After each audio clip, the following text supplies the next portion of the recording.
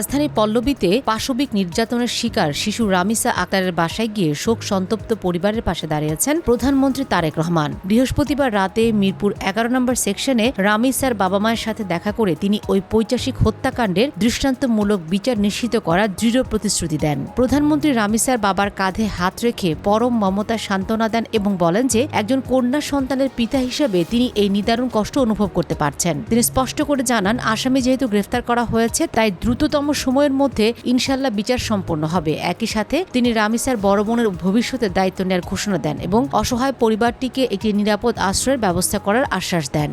এদিকে ঘটনার গুরুত্ব বিবেচনায় স্বরাষ্ট্রমন্ত্রী সালাউদ্দিন আহমেদ জানিয়েছেন, আগামী রোববারের মধ্যেই এই মামলার চার্জশিট আদালতে দাখিল করা হবে।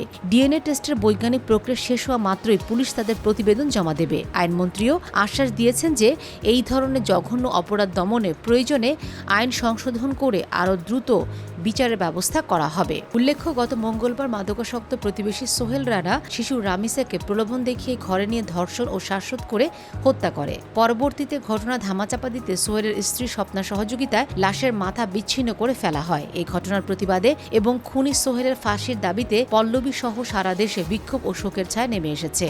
নিহতের সহপাঠী ও এলাকাবাসী রাজপথে নেমে ঘাতকের সর্বোচ্চ শাস্তির দাবি জানাচ্ছে। রামিসার বয়স 7 বছর ছিল।